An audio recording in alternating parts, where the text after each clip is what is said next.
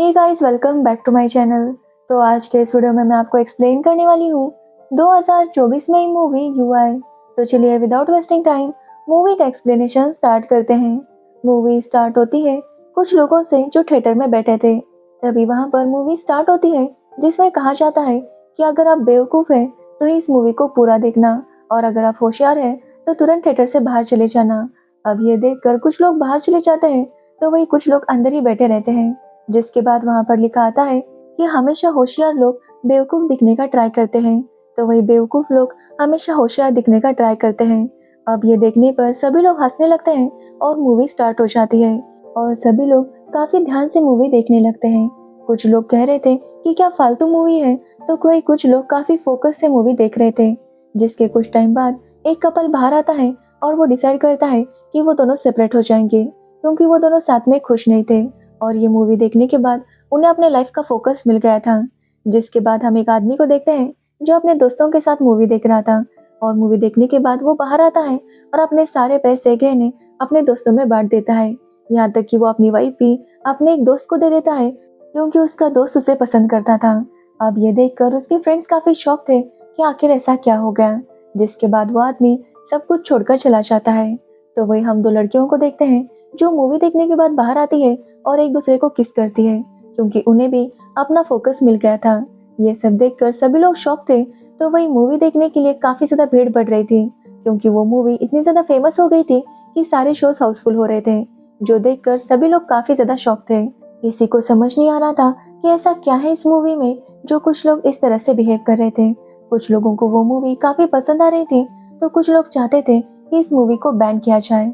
तब उन्हें पता चलता है कि इस मूवी को यूआई सर्टिफिकेट मिला है। जिसके बाद हम एक जर्नलिस्ट को देखते हैं जो इस मूवी पर रिव्यू देने वाला था। इस मूवी को उसने 3-4 बार देखा था, लेकिन अभी भी समझ नहीं आ रहा था उसे कि वो आखिर रिव्यू में क्या लिखे। इसलिए वो डिसाइड करता है कि वो इस मूवी के राइटर उपेंद्र से जाकर मिलेगा। जिसके बाद वो उपेंद्र से मिलने उसके घर पर जाता है, तो वहाँ पर उपेंद्र नहीं था। उसकी मेड बताती है कि उपेंद्र अपनी मूवी की स्क्रिप्ट लिख रहा था, लेकिन बाद में अचानक से वो गुस्सा हो गया और उसने अपनी स्क्रिप्ट जला डाली और वहां से चला गया। लेकिन जब उस मेड ने देखा कि उपेंद्र ने कुछ जला दिया है, तो उसने उस स्क्रिप्ट को बाहर निकाला, क्योंकि उसे लगा कि बाद में उपेंद्र की काम आएगी। अब ये सुनने के बाद वो जर्नलिस्ट उससे वो स्क्रिप्ट मांगता है। जिसके बाद वो स्क्रिप्ट लेता है और उसे पढ़ने लगता है, जिसमें उस मूवी की स्टोरी थी जिसे देखने के बाद लोग इस तरह से बिहेव कर रहे थे। जिसके बाद हम देखते हैं कि भगवान ने बहुत ही खूबसूरत सी दुनिया बनाई। साथ ही उनका सबसे अच्छा क्रिएशन था एडम और ईव। भगवान ने उनसे कहा कि वो चाहे जो भी करे, बस इस एप्पल को ना खाए। लेकिन ईव का मन नहीं मानता और वो एक दिन जाकर उस एप्पल को खा लेती है। जिसके बाद ये दुनिया काफी बदल जाती है, क्योंकि एप्पल खाने से पहले हमारे पास सोचने समझने की शक्ति नहीं थी। क्या सही है क्या गलत है, ये सोचने की क्षमता ही हमें नहीं थी। लोग बस आराम से अपनी जिंदगी जी रहे थे। लेकिन आगे बढ़ते हुए हमने बहुत ज्यादा जाति भेद, प्रांत भेद ये सब शुरू कर दिया, और उसी की वजह से दुनिया में काफी सारी चीजें खराब होने लगी। जिसके बाद हम एक चोर को देखते हैं जो लोगों की जेब काटा करता था। ऐसे करके उसने पैसे कमाए और फिर वो बन गया पॉलिटिशियन। जिसके बाद उसने और पैसे कमाए और अब वो बन गया वहाँ का राजा, जो कि वहाँ का महाराजा बनना चाहता था, और इसके लिए वो अपने लोगों को काफी ज्यादा टॉर्चर किया करता था। जिसके बाद हम एक सत्या नाम के आदमी को देखते हैं जो हमेशा लोगों की मदद किया करता था। आज तो एक लड़के का क्राइम वो अपने ऊपर लेता है, जिसकी वजह से कुछ लोग उसे बहुत ज्यादा पीट देते हैं, लेकिन सत्या किसी से कुछ भी नहीं कहता। जिसके बाद सत्या फिर से लोगों की मदद करना शुरू कर देता है। अब सत्या के इस बिहेवियर से नंदिनी नाम की लड़की उससे बहुत प्यार करती थी, लेकिन आज तक नंदिनी कभी उसके सामने भी नहीं गई थी। वो चाहती थी कि सत्या को खुद ही उसके प्यार का एहसास हो। तो वही सत्या बिना कोई भेदभाव किए हमेशा लोगों की मदद करता, जिसकी वजह से सारे लोग उसके साथी हो रहे थे। अब ये बात जैसे ही राजा को पता चलती है तो वो बहुत गुस्सा हो जाता है, क्योंकि वो नहीं चाहता था कि उसके अलावा लोग किसी और को प्रेस करें।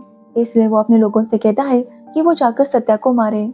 जब उसके लोग सत्या को पीटने के लिए आते हैं, तो सत्या उनके कान में कुछ ऐसा कहता है जो सुनने के बाद वो लोग फिर से राजा के पास चले जाते हैं और राजा से कहते हैं कि वो राजा खामखा ही है, वो उनके पैसे लेकर राजा बना है और अब उनके ऊपर ही राज कर रहा है, इसलिए अब से वो उसका साथ नहीं देंगे। अब ये सुनने के बाद राजा काफी शौक था।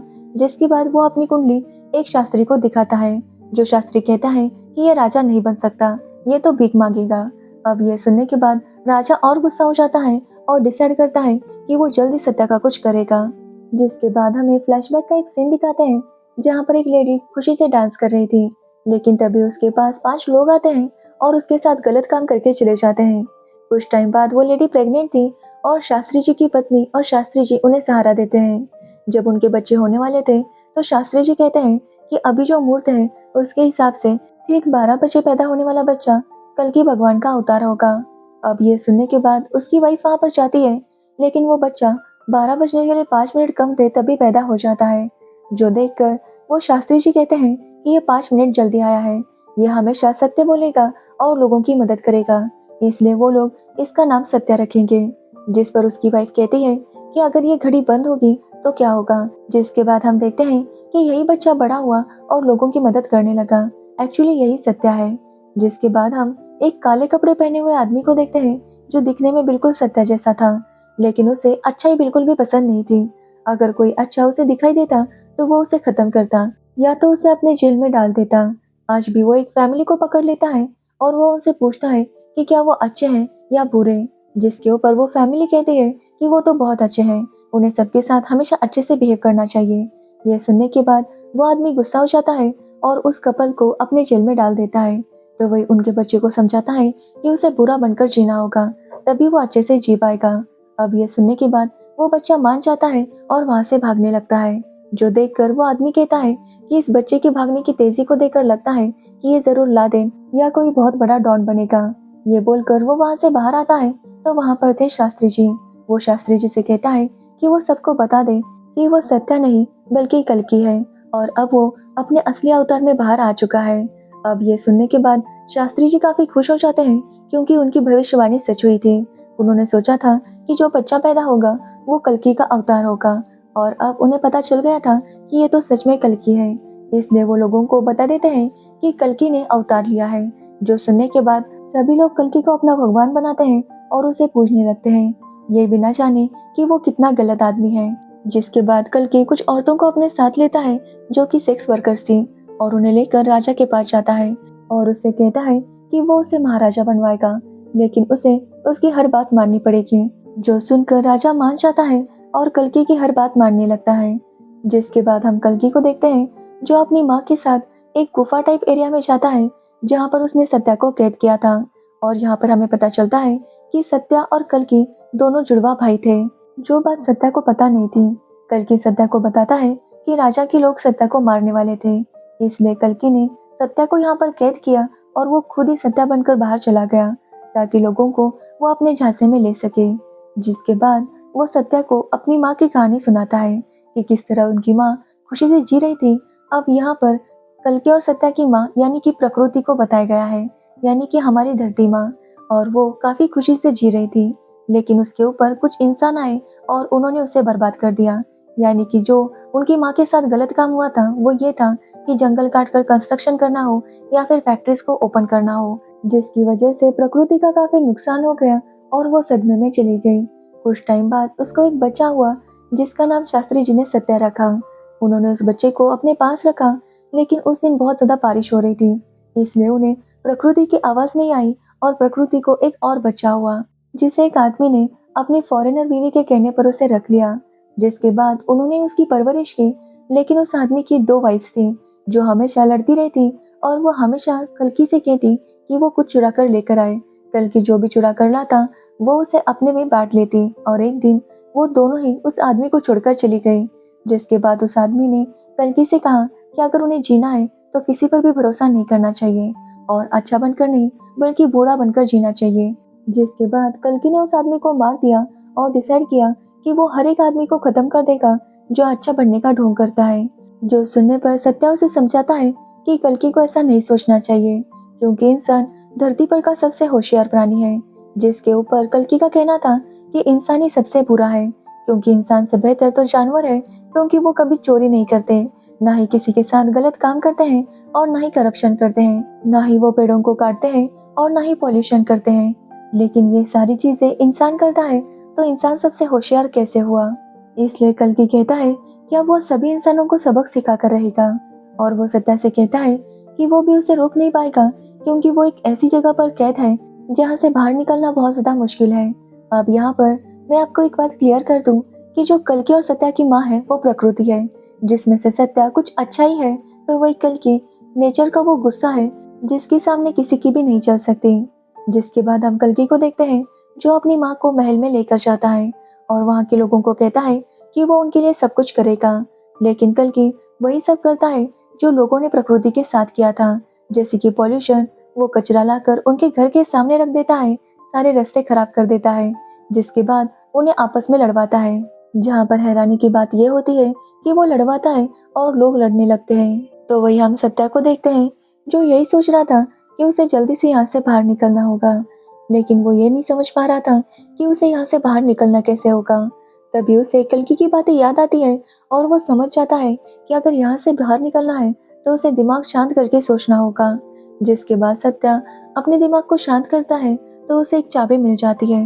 वो अपनी रस्सी खोलता है और उस चाबी से वो गेट भी ओपन कर देता है। जिसके बाद वो काफी शांत मन से एक के बाद एक दरवाजे ओपन करता है और वहां से बाहर निकल आता है। यहाँ पर हम देखते हैं कि सत्या जिस कैद में कैद था वो कुछ ब्रेन की शेप का था, यानी कि वो सत्या का ही दिमाग था। यानी कि हमें पता चलता है कि हमें कुछ भी करने से पहले अपने दिमाग को शांत करना पड़ता है और अपने दिमाग में ही एक जंग लड़नी पड़ती है, जिसके बाद वहां से बाहर निकल कर ही हम कुछ कर पाते हैं। तो वही कल्कि अपनी माँ को दिखाता है कि जैसे लोगों ने उनके साथ गलत काम किया था, ठीक वैसे ही उसने लोगों के साथ वही सब किया, ताकि उन्हें एहसास हो जाए कि उन्होंने कितना गलत किया था। तब उसे पता चलता है कि सत्या कैसे बाहर आ चुका है। जो सुनने पर कल्कि मुस्कुराता है और कहता है कि आखिर सत्या जीत गया, लेकिन जीतकर भी वो कुछ हासिल नहीं कर पाएगा, क्योंकि बाहर की दुनिया बहुत ही खराब है जो उसे चैन से जीने नहीं देगी। तो वही कल्कि ने लोगों की लाइफ में काफी प्रॉब्लम्स क्रिएट किए थे, लेकिन लोग अभी भी जात पात के नाम पर ही लड़ रहे थे। जिसके बाद एक आदमी उनसे कहता है कि उन्हें किसी राजा या नेता की जरूरत नहीं, वो खुद ही खुद को संभाल सकते हैं। लेकिन उसकी बात पर कोई नहीं यकीन करता और वो लोग उसे ही पीटकर वहां से बाहर निकाल देते हैं। जिसके बाद वो कल्कि को ही अपना राजा मानने लगते हैं, क्योंकि कल्कि उनके लिए उनका भगवान है। जिसके बाद कल्कि उनके ऊपर ही राज करने लगता है। अब यहाँ पर ऐसा दिखाया गया है कि शायद कल्कि गवर्नमेंट या फिर पॉलिटिशियन है, जो लोगों के पैसे लेकर उन्हें ऐसा दिखाते हैं कि वही उनके लिए सब कुछ कर रहे हैं, लेकिन असल में वो हमसे ज्यादा लेकर हमारे लिए थोड़ा बहुत करते रहते हैं, लेकिन हमें लगता है कि वही हमारे लिए बहुत कुछ कर रहे हैं। जिसके बाद हम सत्या को देखते हैं जो वापस आ जाता है, जो देखकर लोग समझ जाते हैं कि कल्कि और सत्या अलग हैं, और वो सभी लोग सत्या के साथ चले जाते हैं। जहाँ पर हम सत्या को देखते हैं जो लोगों के साथ काफी अच्छे से रह रहा था। लोगों के मन में ना ही कोई धर्म भेद था और ना ही प्रांत भेद, सभी लोग वहाँ पर खुशी से रहते थे और कोई भी किसी को परेशान नहीं करता था। जो देखने के बाद कल्कि कहता है कि ये लोग भले यहाँ पर शांति से रह रहे हैं, लेकिन अगर उसने उन्हें थोड़ा सा भी भड़काया तो ये लोग आपस में लड़ने लगेंगे। ये बोलकर कल्कि उस जगह पर जाता है और वहाँ के लोगों से पूछता है कि वो कौन से जात के हैं, जिसके ऊपर लोगों का कहना था कि जात क्या होती है, उन्हें तो इसके बारे में कुछ भी पता नहीं। जिसके बाद कल्कि कहता है कि वो कुत्ता गली का है, वो कुत्ता वहाँ का है, यानी कि उसके पास उसकी कोई अपनी पहचान है, तो इनके पास क्या है। जो सुनकर लोग सोच में पड़ जाते हैं। जिसके बाद कल्कि उनसे पूछता है कि भगवान कहाँ पर है, जिसके ऊपर लोगों का कहना था कि उन्हें इसके बारे में नहीं पता और न ही वो किसी भगवान को मानते हैं। जिस पर कल्कि का कहना था कि अगर वो भगवान को नहीं मानते तो भगवान के ऊपर पैर रखे, इसलिए वो वहाँ पर भगवान की तस्वीर रखता है और लोगों से कहता है कि अगर उन्हें यकीन है कि भगवान नहीं है तो वो उसके ऊपर पैर रखे। लेकिन लोग इसके लिए तैयार नहीं थे। तभी वहाँ पर सत्या आता है और ये सब देखकर वो लोगों से कहता है कि वो उसके ऊपर पैर रखेगा। सत्या कहता है कि वो उस भगवान पर पैर नहीं रखेगा जिन्होंने उन्हें बनाया है, लेकिन उस भगवान पर पैर रखेगा जिन्हें उन्होंने बनाया है। ये बोलकर सत्या भगवान के ऊपर पैर रखने वाला था कि लोग उसके ऊपर पत्थर मारने लगते हैं और इस तरह से वो सत्या को मार ही देते हैं। जब सत्या को बचाने की कोशिश नंदिनी करती है तो लोग उसे भी मार देते हैं और दोनों का वहीं पर अंत हो जाता है। जिसके बाद कल्कि वहाँ का राजा बनता है और लोगों के ऊपर राज करने लगता है। जिसके बाद हम कल्कि को देखते हैं जो अब हर तरफ राज करता था, और जो आदमी राजा बनना चाहता था वो अब भिखारी बनकर भीख मांग रहा था। तो वही हम लोगों को देखते हैं जिनके पास खाने पीने के लिए कुछ भी नहीं था, यहाँ तक कि ना ही कोई पेड़ पौधे थे और ना ही कोई जानवर। लोग आपस में इतनी लड़ाई करते थे ताकि उन्हें एक वक्त का खाना मिल सके, लेकिन इतना सब होने के बाद भी लोगों ने जात पात पर लड़ना बंद नहीं किया था। तो वही कल्कि लोगों को उनकी ज़रूरत का सामान देते रहता है, जैसे कि मोबाइल फ़ोन्स और टीवी, ताकि लोग उसमें बिजी रहे और बाकी की चीज़ों पर ध्यान ना दें। जिसके बाद हम लोगों को देखते हैं जिनके लिए खाने के पास कुछ नहीं था, लेकिन वो कह रहे थे कि इस बार कौन सी टीम मैच जीतेगी। साथ ही वो लोग मंगल पर जल्दी चले जाएंगे। जिस पर एक लड़का कहता है कि ये सब गलत हो रहा है, सरकार ने उन्हें लूट कर ये सब किया है और अब उनके ऊपर ही ध्यान नहीं दे रही। लेकिन लोगों का इस तरह से ब्रेन वॉश हो गया था कि वो उसकी बातों पर यकीन नहीं करते और उसे मार देते हैं। जिसके बाद हम कल्कि को देखते हैं जो अपनी माँ को लेकर वहां पर आता है और माँ को दिखाता है कि जैसा इन लोगों ने उसके साथ गलत किया था, ठीक वैसे ही उसने इन लोगों के साथ भी गलत किया। लेकिन ये देखकर लोग गुस्सा हो जाते हैं और कल्कि से कहते हैं कि अब उसका सर्वनाश होगा। लेकिन तब कल्कि अपनी गन निकालता है और सारे लोगों को मार देता है। यानी कि जब प्रकृति गुस्सा हो जाती है तो उसके सामने किसी की भी नहीं चलती। जिसके बाद कहानी प्रेजेंट में आती है, जहाँ पर वो जर्नलिस्ट ये स्क्रिप्ट पढ़ रहा था। एक्चुअली जब उपेंद्र ने ये स्क्रिप्ट लिखी तो उसे ऐसा लगा कि उसे ये मूवी नहीं बनानी चाहिए थी, क्योंकि ये मूवी नहीं चलेगी, क्योंकि लोगों को तो एक्शन मूवी, मार धाड़ ये सब पसंद है। पता नहीं क्यों लोगों को वो मूवीज देखने में मजा नहीं आता जो सच्चाई बयां करती है, जो उनके प्रॉब्लम्स का उन्हें एहसास दिलाती है और उनके साथ क्या गलत हो रहा है वो उन्हें बताती है। लेकिन लोगों को तो कुछ ऐसी मूवीज देखनी है जिसमें बहुत सारे गलत काम दिखाए गए हो, और यहीं पर ये मूवी एंड हो जाती है। तो ये थी यूआई मूवी की स्टोरी।